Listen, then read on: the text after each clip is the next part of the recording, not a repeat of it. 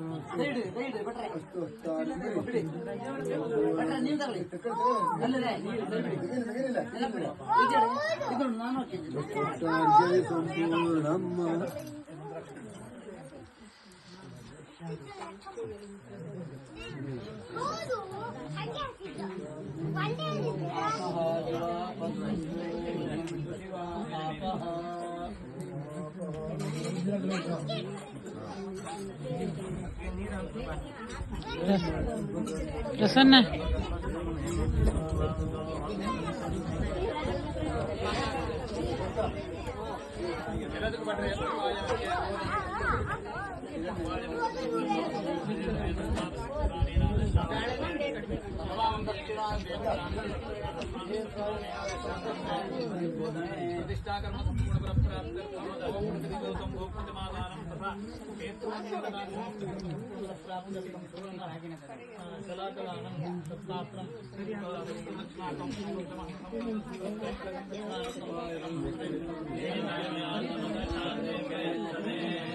Sometadi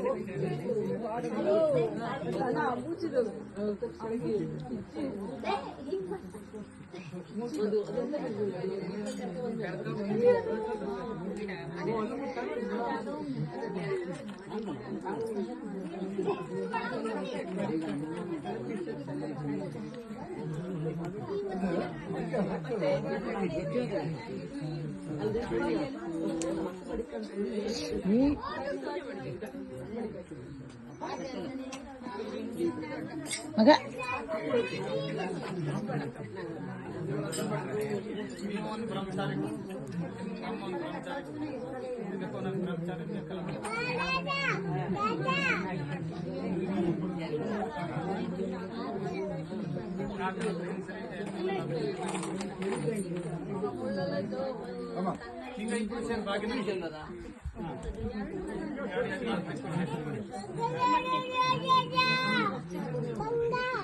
Ganga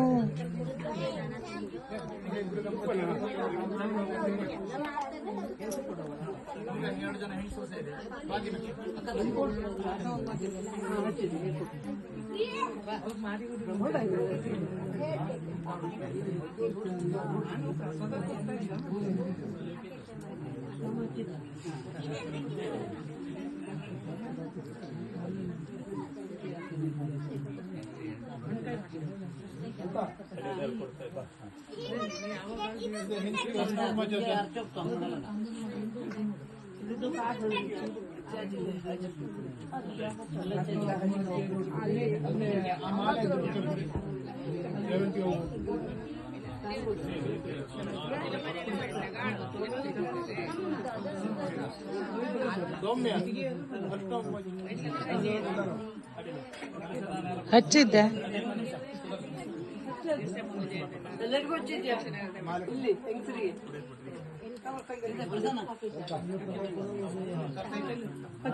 ಸಂಗೀತ ಸಂಗೀತ ಚೌಡಿ ಪೂಜೆ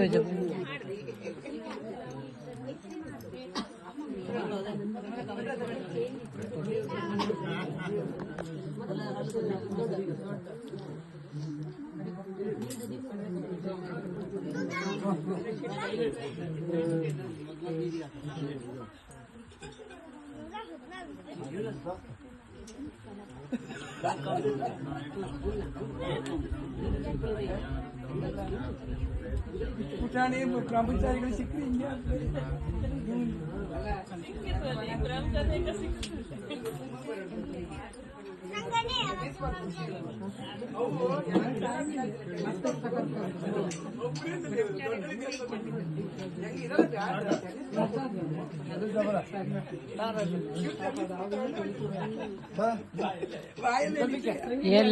ಲಕ್ಷ್ಮೀಶ್ ಬಂದಿಲ್ಲ ತಡಿಯ cut ಮಾಡ್ತೀವಿ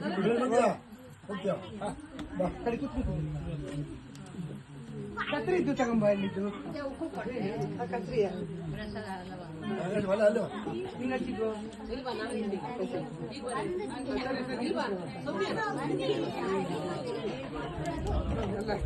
ಆ ಕತ್ರಿ ಎಲ್ಲಿದ್ದೆ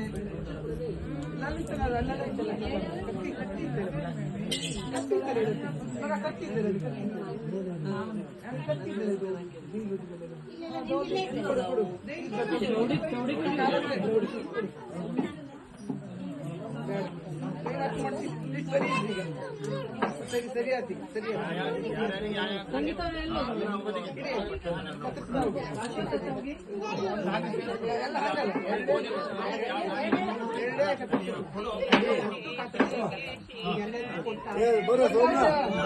ಕೊಟ್ಟೆ ಮತ್ತೆ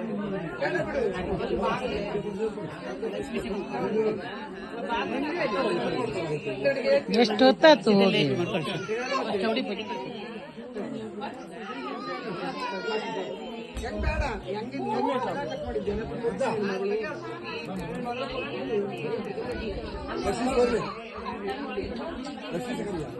ಅಲ್ಲೆಲ್ಲ ಸಿಂಗಲ್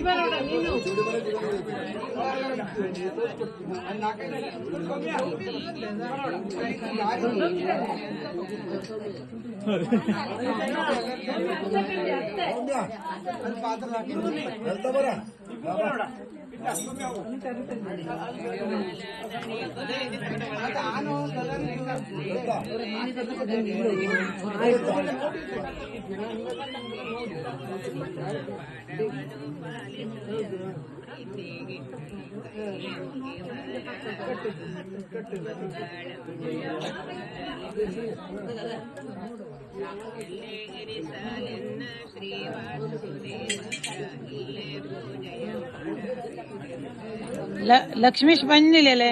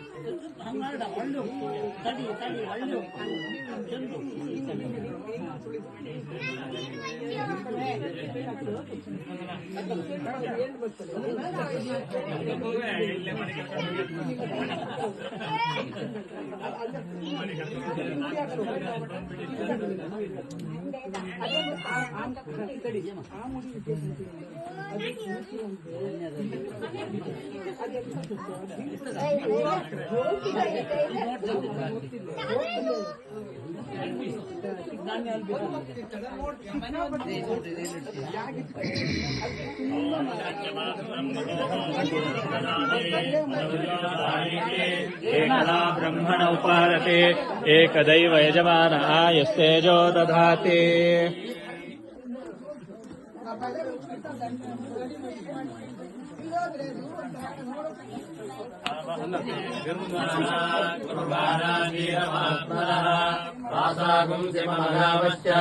अन्नपाने च सर्वदा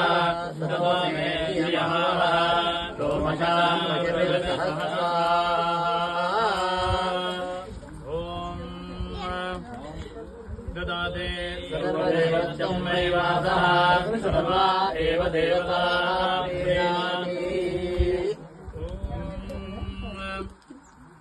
नमः सूर्याय सूर्याय नमो नमः सूर्याय दिवीक्षिते दिवीक्षिते सूर्याय नमो नमः सूर्याय दिवीक्षिते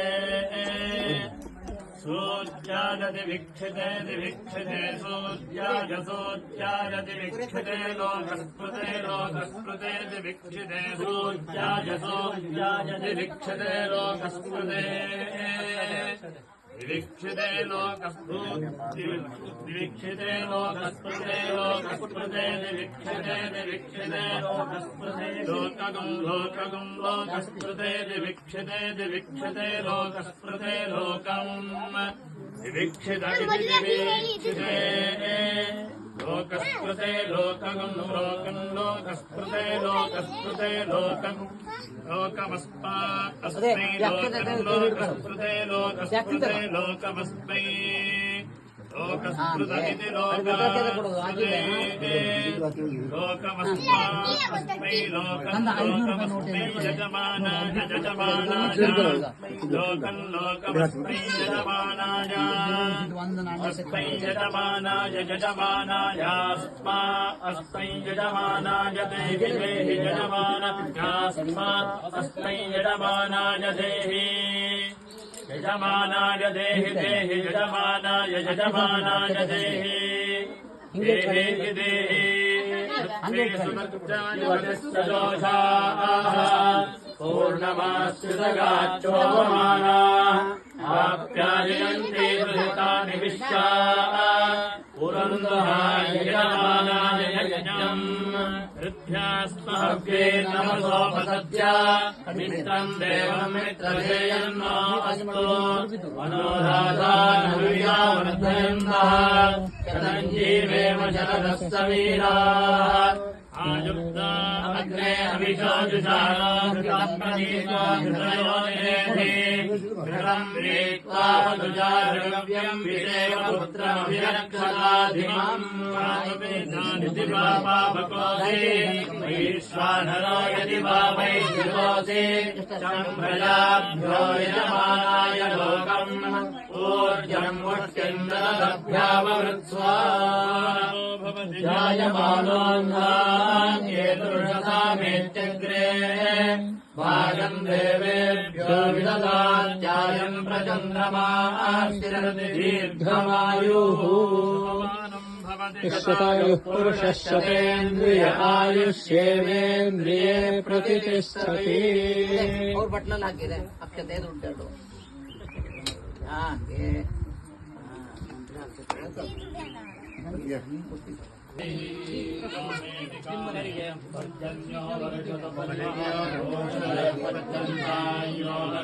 ಅಣ್ಣ ಕೊಡಲಿ ಅಣ್ಣ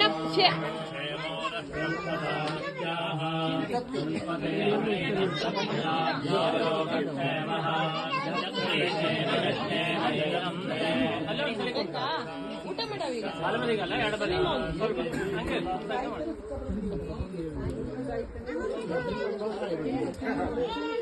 ಈಗ ಮೊಮ್ಮಲ್ಲದು ನನ್ನಿ ಮೊಮ್ಮಡವು ಊಟ ಟೈಮ್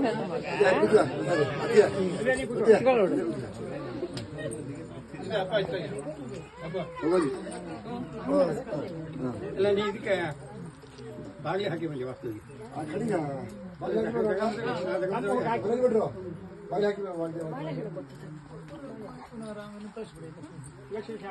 ನಾವು ತಗೊಂಡ್ರೆ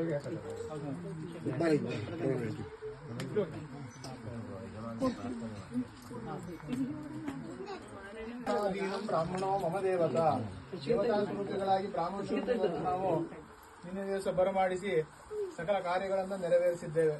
ಈ ಕಾರ್ಯಕ್ರಮದಲ್ಲಿ ನಮ್ಮ ಆತಿಥ್ಯದಲ್ಲಿ ಅಥವಾ ಇದಕ್ಕೆ ಬೇಕಾಗಿರುವಂತಹ ಸಾಮಗ್ರಿಗಳೆಲ್ಲ ಹೊಂದಿಸುವುದರಲ್ಲಾಗಲಿ ಯಾವುದೇ ಲೋಪದೋಷಗಳಿದ್ರೆ ಅದನ್ನ ಕ್ಷಮಿಸಬೇಕು. ಕಿಂಚಿತ್ತಾಗಿ ಕೊಟ್ಟಂತಹ ದಕ್ಷಿಣೆಯನ್ನು ಸ್ವೀಕರಿಸಿ ನಾವು ಕೊಡುವಂತಹ ಭೋಜನವನ್ನು ಸ್ವೀಕರಿಸಿ ಎಲ್ಲವೂ ಕೂಡ ಅಲ್ಪೀಯವಾದಂತಹದ್ದು. ಅದರನ್ನ ಕ್ಷಮಿಸಿ, ಯಾವುದೇ ದೋಷ ಇದ್ರೂ ಕೂಡ ಅದರಲ್ಲಿ ಕ್ಷಮಿಸಿ ಮಾಡಿದಂತಹ ಕರ್ಮದ ಪೂರ್ಣ ಫಲವನ್ನ ಅನುಗ್ರಹಿಸಬೇಕು. ಮಾಡಿದಂತಹ ಕರ್ಮಾಂಗದಲ್ಲಿ ಆ ಭಗವಂತ ಸಂಪ್ರೀತಿಯನ್ನು ಹೊಂದಿ, ಆ ನಾಗರಾಜ ಸುಪ್ರೀತಿಯನ್ನು ಹೊಂದಿ ನಮ್ಮ ಕುಟುಂಬಕ್ಕೂ ಮತ್ತು ಬಂದಂತಹ ಭಕ್ತಾದಿಗಳಿಗೂ ಎಲ್ಲರಿಗೂ ಕೂಡ ಕ್ಷೇಮವನ್ನ ಕರುಣಿಸಬೇಕು ಅಂತೇಳಿ ಬ್ರಾಹ್ಮಣರು ಪ್ರಾರ್ಥನೆ ಮಾಡಿದ್ದಾರೆ.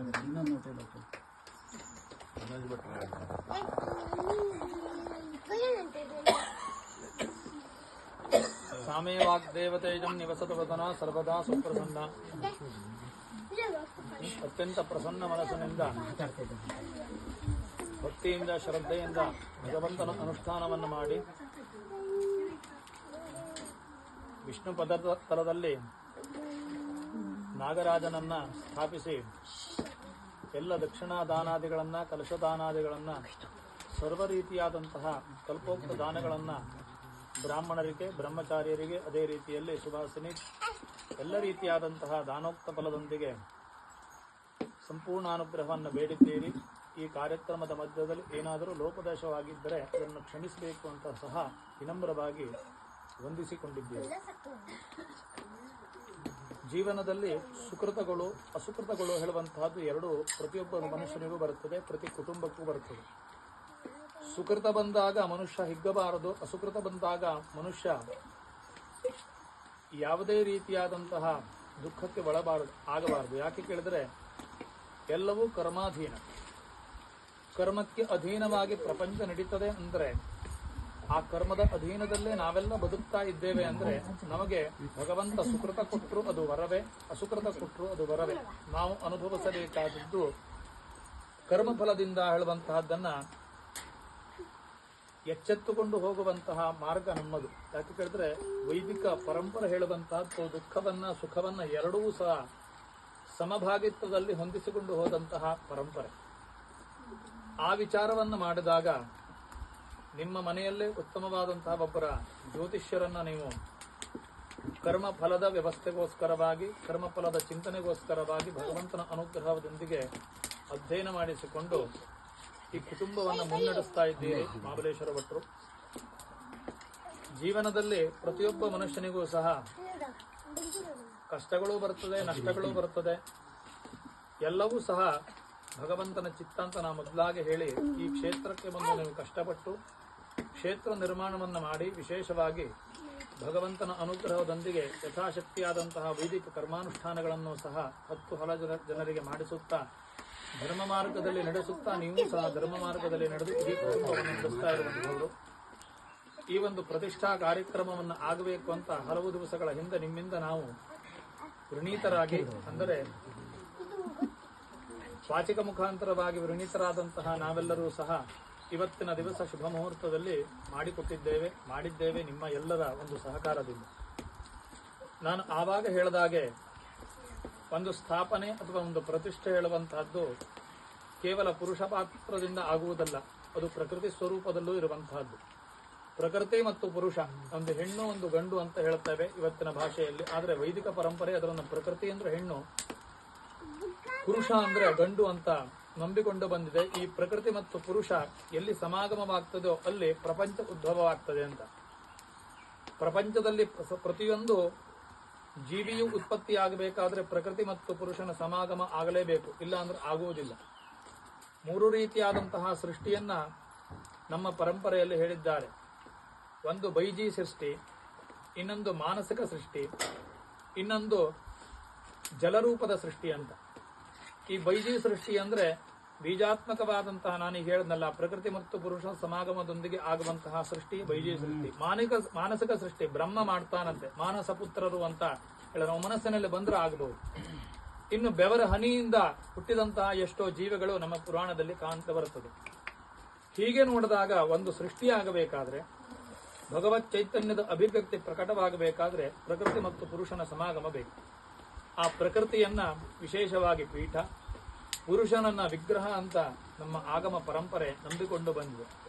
ಆ ಕಾರಣದಿಂದ ಇವತ್ತು ಪ್ರಕೃತಿ ಮತ್ತು ಪುರುಷನ ಸಮಾಗಮದೊಂದಿಗೆ ಇಲ್ಲೊಂದು ಶಕ್ತಿ ಆವಿರ್ಭಾವವಾಗಿದೆ. ಆವಿರ್ಭಾವವಾದಂತಹ ಶಕ್ತಿಯನ್ನು ಪುನಃ ನವೀಕರಣ ಮಾಡಲಾಗಿದೆ. ಅದು ಯಾವ ಸಾನ್ನಿಧ್ಯ ಕೇಳಿದ್ರೆ ಬ್ರಹ್ಮ ವಿಷ್ಣು ಮಹೇಶ್ವರರು ಇರುವಂತಹ ವಿಷ್ಣು ಸಾನ್ನಿಧ್ಯದಲ್ಲಿ ಒಂದು ಮಾತು ಬರುತ್ತದೆ, ನಾಗ ಅಂದ್ರೆ ಯಾರು, ಸರ್ಪ ಅಂದ್ರೆ ಯಾರು ಅಂತ. ನಾಗನನ್ನ ಪ್ರತಿಷ್ಠೆ ಮಾಡ್ತೇವೆ, ಸರ್ಪನನ್ನು ಪ್ರತಿಷ್ಠೆ ಮಾಡುವುದಿಲ್ಲ. ಸರ್ಪನನ್ನು ಸಂಸ್ಕಾರ ಮಾಡ್ತೇವೆ, ಆಡು ಭಾಷೆಯಲ್ಲಿ ಇರ್ತದೆ. ಸರ್ಪ ಸಂಸ್ಕಾರ, ನಾಗ ಸಂಸ್ಕಾರ ಅಲ್ಲಿ ಎಲ್ಲೂ ಹೇಳುವುದಿಲ್ಲ, ಯಾವ ಪುಸ್ತಕದಲ್ಲೂ ಬರ್ಕೊಂಡಿಲ್ಲ. ಸರ್ಪ ಸಂಸ್ಕಾರ ಅಂತ ಹೇಳ್ತಾರೆ. ನಾಗನನ್ನ ಪ್ರತಿಷ್ಠೆ ಮಾಡ್ತೇವೆ, ನಾಗ ಸಂಸ್ಕಾರ ಅಂತ ಎಲ್ಲೇ ಹೇಳುವುದಿಲ್ಲ. ಏನು ಇದಕ್ಕೆ 2 ವ್ಯತ್ಯಾಸ ಕೇಳಿದ್ರೆ, ಯಾವ ಜೀವಿಯು ವಿಷವನ್ನ ಹೊರಗಾಗ್ತದೆಯೋ ಅದಕ್ಕೆ ಸರ್ಪ ಅಂತ ಹೇಳ್ತಾರೆ. ಅದು ನಮಗೆ ಕಣ್ಣಿಗೆ ಕಾಣ್ತದೆ, ಗೋಚರವಾಗ್ತದೆ, ಅದಕ್ಕೆ ಸಂಸ್ಕಾರವನ್ನು ಇಟ್ಟಿರುವಂತಹದ್ದು. ಯಾವ ದೈವ ಹೇಳುವಂತಹದ್ದು ನಮಗೆ ಅನುಗ್ರಹವನ್ನು ಮಾಡ್ತದೆಯೋ, ದೈವತ್ವವನ್ನು ಹೊಂದಿಕೊಂಡು ನಾವು ಆರಾಧನೆಯನ್ನು ಮಾಡ್ತೇವೋ ಅದಕ್ಕೆ ನಾಗ ಅಂತ ಹೇಳ್ತಾರೆ. ಅದು ನಮಗೆ ಕಾಣುವುದೇ ಇಲ್ಲ. ನಿಜವಾದಂತಹ ನಾಗ ನಮಗೆ ಗೋಚರವೇ ಆಗುವುದಿಲ್ಲ. ನಾವು ನಾಗ ಹಾವು ಹೇಳ್ತೇವೆ, ಆದ್ರೆ ಅದಕ್ಕೆ ಸರ್ಪ ಅಂತ ಹೇಳ್ತೇವೆ. ಸಾ ವಿಷಃ, ಯಾದಕ್ಕೆ ವಿಷವಿರ್ತದೆಯೋ ಅದು ಮಾತ್ರ ಸರ್ಪವಾಗಿರ್ತದೆ. ಅದಕ್ಕೆ ಸಂಸ್ಕಾರವನ್ನು ಹೇಳಿದ್ದಾರೆ. ನಾಗರಿಗೆ ಪ್ರತಿಷ್ಠೆಯನ್ನು ಹೇಳಿ ಆರಾಧನೆಯನ್ನು ಮಾಡ್ಲಿಕ್ಕೆ ಹೇಳಿದ್ರು. ಅದು ನಾಗಲೋಕದಲ್ಲಿರುವಂತಹದ್ದು. ಇದನ್ನು ತಿಳ್ಕೊಳ್ಬೇಕು ಮೊದಲನೇದಾಗಿ. ಈ ರೀತಿಯಾದಂತಹ ವ್ಯವಸ್ಥೆಯಲ್ಲಿ ಸರ್ಪನಿಗೂ ನಾಗನಿಗೂ ಏನು ವ್ಯತ್ಯಾಸ ಕೇಳಿದ್ರೆ, ಅದು ದೈವತ್ವ ಸ್ವರೂಪದಲ್ಲಿರ್ತದೆ. ಕಣ್ಣಿಗೆ ಕಾಣುವಂತಹ ಗೋಚರವಾದಂತಹ ದೈವತ್ವ ಸರ್ಪನಲ್ಲಿ ಇರುತ್ತದೆ. ಎರಡಕ್ಕೂ ಅವಿನಾಭಾವ ಸಂಬಂಧವೇ, ಒಂದೇ ನಾಣ್ಯದ 2 ಮುಖಗಳು. ಆದರೆ ಫಲ ಮಾತ್ರ ವೈಚಿತ್ರ್ಯವಾಗಿರುವಂತಹದ್ದು, ಫಲಗಳು ವಿಶೇಷವಾಗಿರುವಂತಹದ್ದು. ಆ ಕಾರಣದಿಂದ ನೀವು ಮಾಡಿರುವಂತಹದ್ದು ನಾಗ ಪ್ರತಿಷ್ಠೆ. 3 ರೀತಿಯಾದಂತಹ ಜೀವಿಯನ್ನ ಈ ಪ್ರಪಂಚದಲ್ಲಿ ನೋಡಬಹುದು. ಒಂದು ತಿರ್ಯಕ್ ಸ್ರೋತ, ಮತ್ತೊಂದು ಅಧಕ್ ಸ್ರೋತ, ಮತ್ತೊಂದು ಊರ್ಧ್ವ ಸ್ರೋತ ಅಂತ. ತಿರ್ಯಕ್ ಸ್ರೋತ, ಅಧಸ್ರೋತ, ಊರ್ಧ್ವ ಸ್ರೋತ ಜೀವಿಗಳು 3 ನಮಗೆ ಗೋಚರವಾಗ್ತಾ ಇರ್ತದೆ. ಅಧಸ್ರೋತ ಅಂದ್ರೆ ಗಿಡ ಮರಗಳು ಮೇಲೆ ಆಹಾರವನ್ನು ಪಡೆದುಕೊಂಡು, ಕೆಳಗೆ ಆಹಾರವನ್ನು ಪಡೆದುಕೊಂಡು ಮೇಲೆ ಫಲವನ್ನು ಬಿಟ್ಟು ಇಡೀ ಲೋಕಕ್ಕೆ ಅನುಗ್ರಹವನ್ನು ಮಾಡ್ತವೆ. ಊರ್ಧ್ವ ಸ್ರೋತ ಅವರಿಗೆ ಉತ್ತಮವಾದಂತಹ ಲೋಕಪ್ರಾಪ್ತಿ ಅಂತ ಭಾಗವತ ಹೇಳಿದೆ. ಯಾಕೆ ಕೇಳಿದ್ರೆ ಅವರು ಪರೋಪಕಾರಿ ಜೀವಿ. ವೃಕ್ಷ ಅಂದ್ರೆ ಮನುಷ್ಯ ಅಧಸ್ರೋತ, ಮೇಲೆ ಆಹಾರವನ್ನು ತೆಗೆದುಕೊಳ್ಳುತ್ತಾನೆ, ತನ್ನ ಎಲ್ಲ ರೀತಿಯಾದಂತಹ ಅವಶೇಷಗಳನ್ನ ಕೆಳಗನೆ ರೀತಿಯಲ್ಲಿ ಬಿಡುತ್ತಾನೆ. ನೋಡಿ, ಮನುಷ್ಯನ ದೇಹದ ಬೆಳವಣಿಗೆ ಮೇಲೆ ಬೆಳೆಯುವುದಲ್ಲ, ಕೆಳಗೆ ಬೆಳೀತಾ ಹೋಗ್ತಾನೆ. ಕಾಲು ಬೆಳೀತಾ ಹೋಗ್ತದೆ, ವಾಸ್ತವಿಕವಾಗಿ ಕಣಿಗೆ ಹತ್ರ ಆಗ್ತಾ ಹೋಗ್ತಾನೆ. ಈ ರೀತಿಯಾದಂತಹ ಅಧಸ್ರೋತ ಮನುಷ್ಯನ ಜೀವನಿಗೆ ವಿಶೇಷವಾಗಿ ಅಧಸ್ರೋತ ಯಾಕೆ ಮಾಡಿಟ್ಟಿದ್ದಾರೆ ಕೇಳಿದ್ರೆ, ಊರ್ಧ್ವಮುಖವಾದಂತಹ ಜೀವನವನ್ನು ಮಾಡಬೇಕಂದ್ರೆ ಭಗವಂತನ ಅನುಗ್ರಹವನ್ನು ಪಡೆದುಕೊಳ್ಳಬೇಕು. ನೀನು ಅಧಸ್ರೋತನಾಗಿದ್ದೀಯ ಅಂತ ಭಾಗವತ ಪದೇ ಪದೇ ಸಾರುತ್ತದೆ. ಇನ್ನೊಂದು ತಿರ್ಯಕ್ ಸ್ರೋತ. ನೋಡಿ, ಸರೀಸೃಪಗಳು ನಾನೀಗ ಹೇಳದ್ನಲ್ಲ, ಉದಾಹರಣೆ ನಾಗಹಾವನ ಸರ್ಪ ಅಂತ ಹೇಳಿದ್ನಲ್ಲ, ನೆಲದ ಮೇಲೆ ಮುಳುಗಿಕೊಂಡ್ರೆ ಆಹಾರವನ್ನು ಸಮತಟ್ಟಾದಂತಹ ವ್ಯವಸ್ಥೆಯಲ್ಲಿ ತೆಗೆದುಕೊಂಡು ಅದರ ಅವಶೇಷವನ್ನು ಬಿಡುವಂತಹದ್ದು, ಪೊರೆ ಇತ್ಯಾದಿಗಳನ್ನು ಬಿಡುತ್ತದೆ, ನಿಮಗೆಲ್ಲ ಕಾಣುತ್ತದೆ. ಇದಕ್ಕೆ ತಿರ್ಯಕ್ ಸ್ರೋತ ಅಂತ ಹೇಳ್ತಾರೆ. ಈ ರೀತಿಯಾದಂತಹ 3 ಜೀವಗಳನ್ನು ಸಹ ನಾವು ನೋಡಬಹುದು. ಆದರೆ ಈ ತಿರ್ಯಕ್ ಸ್ರೋತ, ಅಧಸ್ರೋತ, ಊರ್ಧ್ವ ಸ್ರೋತದಲ್ಲಿ ಸರೀಸೃಪಗಳಿಗೆ ವಿಶೇಷವಾದಂತಹ ಅನುಗ್ರಹವನ್ನ ಭಾಗವತದಲ್ಲಿ ಹೇಳುತ್ತದೆ. ಏನು ಕೇಳಿದ್ರೆ, ಅವರು ಈ ಭೂಮಿಯನ್ನ ಸಕಲ ರೀತಿಯಲ್ಲಿ ಭೂಮಂಡಲವನ್ನ ರಕ್ಷಣೆ ಮಾಡುವಂತಹ ವ್ಯವಸ್ಥೆಯಲ್ಲಿದ್ದವರು ಅಂತ. ನಾವೆಲ್ಲ ರಕ್ಷಕರಲ್ಲ, ಅದು ನಿಜವಾದಂತಹ ರಕ್ಷಕರು ಯಾರು ಕೇಳಿದ್ರೆ ತಿರ್ಯಕ್ ಸ್ರೋತಗಳು. ಆ ತಿರ್ಯಕ್ ಸ್ರೋತ ಜೀವಿಗಳು ರಕ್ಷಣೆ ಮಾಡದಂತಹ ಈ ಭೂಮಂಡಲವನ್ನ ಅನುಭವಿಸ್ಲಿಕ್ಕೆ ನಾವಿದ್ದವು. ಆ ಕಾರಣದಿಂದ ನಾಗನನ್ನ ವಿಶೇಷವಾಗಿ ಸರ್ಪನ ಸ್ವರೂಪದಲ್ಲಿ ಆರಾಧನೆಯನ್ನು ಮಾಡಿ ಆ ಜೀವಿಯನ್ನೇ ನಮಗೆ ಕಂಡು ಕಾಣುವಂತಹ ಜೀವಿ ಯಾವುದು ಕೇಳಿದ್ರೆ ಆರಾಧನೆ ಮಾಡಲಿಕ್ಕೆ ಭೂಮಂಡಲದ ಸರ್ಪ ಮಾತ್ರ, ಅದು ನಾಗನ ಸ್ವರೂಪದಲ್ಲಿ. ಈ ಒಂದು ವ್ಯವಸ್ಥೆಯಲ್ಲಿ ನಾವು ನಾಗಪ್ರತಿಷ್ಠೆಯನ್ನ ನಮ್ಮ ರೌರವಾಗಮ, ಸೂಕ್ಷ್ಮಾಗಮ, ಕಾರಣಾಗಮ 28 ಆಗಮದಲ್ಲಿ 5 ಆಗಮದಲ್ಲಿ ನಾಗಪ್ರತಿಷ್ಠೆಯನ್ನು ಹೇಳಿದ್ದಾರೆ. ಬಹಳ ಜನಕ್ಕೆ ಗೊತ್ತಿಲ್ಲ ಪ್ರತಿಷ್ಠೆ ನಾಗಕ್ಕೆ ಎಲ್ಲಿ ಪ್ರತಿಷ್ಠೆ ಹೇಳಿದ್ದಾರೆ ಅಂತ. ನಿಜವಾಗಿ ಹೇಳಿದ್ದಾರೆ 5 ರೀತಿಯಾದಂತಹ ಆಗಮದಲ್ಲಿ. ಇವತ್ತು ಆದಂತಹ ಆಗಮದ ರೌರವಾಗಮ ಪದ್ಧತಿಯಲ್ಲಿ ಈ ಆರಾಧನೆ ಆಗಿದೆ. ಹಲಸನಹಣ್ಣಿಯಲ್ಲಿ ಹೇಳಿದ್ದಾರೆ, ಬಾಳೆಹಣ್ಣೆಯಲ್ಲಿ ಹೇಳಿದ್ದಾರೆ. ಎಲ್ಲದಕ್ಕೂ ಆಧಾರವನ್ನು ರೌರವಾಗಮ ಕೊಡುತ್ತದೆ. ನಮ್ಮ ವಾತುಲಾಗಮ, ಶೈವಾಗಮ ಯಾವುದು ಕೊಡುವುದಿಲ್ಲ. ಆ ರೌರವಾಗಮ ಪದ್ಧತಿಯಲ್ಲಿ ಮಾಡಿದಂತಹ ಈ ಪ್ರತಿಷ್ಠೆಯಿಂದ ಭಗವಂತನಿಗೆ ಸುಪ್ರೀತನಾಗಲಿ. ತನ್ಮುಖಾಂತರವಾಗಿ ನರಸಂಬಂಧಿತಿಯಾದಂತಹ ಯಾವುದೇ ರೀತಿಯಾದಂತಹ ರೋಗಗಳಿಗೆ ನಾಗಾರಾಧನೆಯನ್ನು ಹೇಳುತ್ತಾರೆ. ಒಂದು ಕುಟುಂಬದಲ್ಲಿ ದೋಷಗಳಿದ್ರೆ, ನಾಗದೋಷಗಳು, ಸರ್ಪದೋಷಗಳಂತ ಹೇಳುತ್ತೇವೆ, ಆ ದೋಷಗಳಿದ್ರೆ ಆ ಕುಟುಂಬ ಅಭಿವೃದ್ಧಿ ಹೊಂದಲಿಕ್ಕೆ ಆಗುವುದಿಲ್ಲ. ಪಿತೃದೋಷಗಳಿದ್ರೂ ಆಗುವುದಿಲ್ಲ. ಈ ನಾಗ ಮತ್ತು ಪಿತೃಗಳು ದೋಷವನ್ನು ಕಟ್ಟಿಕೊಂಡ್ರೆ ಯಾವ ಕುಟುಂಬವೂ ಉದ್ಧಾರವಾಗಿದ್ದೇ ಇಲ್ಲ. ಆ ಕಾರಣದಿಂದ ಯಾವುದೇ ರೀತಿಯಾದಂತಹ ದೋಷಗಳಿದ್ರೆ ಅದು ನಿವಾರಣೆಯಾಗಲಿ, ಪರಿಮಾರ್ಜನೆಯಾಗಲಿ, ಅವನ ಪೂರ್ಣಾನುಗ್ರಹದಿಂದ ದೇಹದಲ್ಲಿ ಉತ್ತಮವಾದಂತಹ ಆರೋಗ್ಯ, ಮನಸ್ಸಿನಲ್ಲಿ ನೆಮ್ಮದಿಯುತವಾದಂತಹ ಜೀವನವನ್ನು ಸಾಗಿಸುವಂತಹ ಭಾವನೆ, ಅದೇ ರೀತಿಯಲ್ಲಿ ಉತ್ತಮ ಶ್ರದ್ಧೆ, ಮುಂದಿನ ಪರಂಪರೆ ಹೇಳುವಂತಹದ್ದು ಧರ್ಮ ಮಾರ್ಗದಲ್ಲಿ ನಡೆಯುವಂತಹ ಉತ್ತಮವಾದಂತಹ ಆಸ್ತಿಕ ಭಾವನೆ, ಮುಂದೆ ಹುಟ್ಟಲಿರುವಂತಹ ಮಕ್ಕಳು ಉತ್ತಮವಾದಂತಹ ಸಂಸ್ಕಾರದೊಂದಿಗೆ ಹುಟ್ಟುವಂತಹ ಎಲ್ಲ ರೀತಿಯಾದಂತಹ ಭಾಗ್ಯಗಳನ್ನ ನಿಮ್ಮ ಕುಟುಂಬಕ್ಕೆ ಭಾಗ್ಯೋದಯವಾಗುವಂತಹ ರೀತಿಯಲ್ಲಿ ನಾಗನು ಅನುಗ್ರಹ ಮಾಡಲಿ.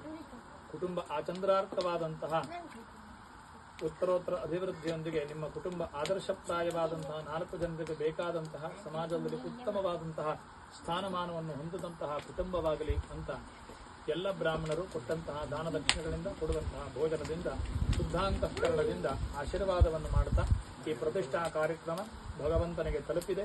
ತನ್ಮುಖಾಂತರವಾಗಿ ಭಗವಂತನ ಸಾನ್ನಿಧ್ಯ ಹೇಳುವಂತಹದ್ದು ವಿರಾಟ್ ರೂಪವಾಗಿದೆ. ಅದರ ಮುಖಾಂತರವಾಗಿ ನಮಗೆ ಪೂರ್ಣಾನುಗ್ರಹವನ್ನು ಭಗವಂತ ಕೊಡುತ್ತಾನೆ ಹೇಳುವಂತಹ ಶುದ್ಧವಾದಂತಹ ಮನಸ್ಸಿನಿಂದ ಆಗಮದ ಮೇಲೆ, ಮಂತ್ರದ ಮೇಲಿರುವಂತಹ ವಿಶೇಷವಾದಂತಹ ನಂಬಿಕೆಯ ಮಾತಿನಿಂದ ನಿಮಗೆ ಎಲ್ಲ ಬ್ರಾಹ್ಮಣರು ಅನುಗ್ರಹವನ್ನು ಮಾಡುತ್ತಾರೆ, ಆಶೀರ್ವಾದವನ್ನು ಮಾಡುತ್ತಾರೆ. ಸತ್ಯ